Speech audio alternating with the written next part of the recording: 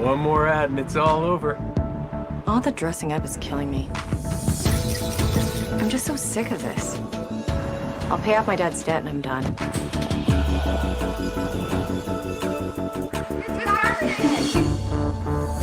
Okay, class. Time to start today's lesson. Kwadratowa miłość. I hope I pronounced it right. In Polish, it means squared love. First of all, it seems, after watching the trailer, like a very nice, warm movie, but it has a bit of mysterious twist to it. And I cannot say more, because otherwise I give a little bit too away.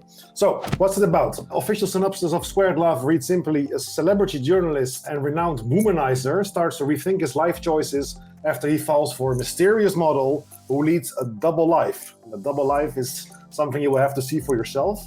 The intimate romance promises to evoke a feel-good factor among his audiences. Who's involved? The director is Filip Zilber. He directed a lot of Polish movies and series. I've never heard of any of them, so if anyone watching from Poland, please let us know if this guy is a very good director, because the trailer looked promising, very professional and a bit American, actually, to be honest.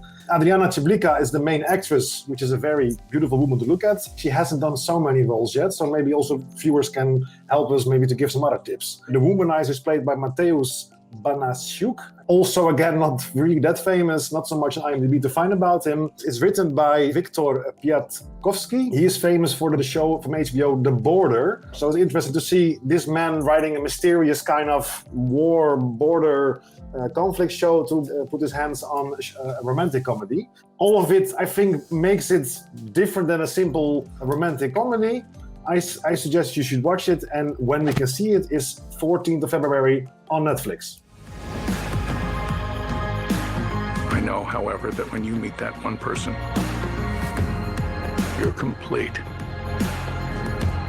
Real love is always squared.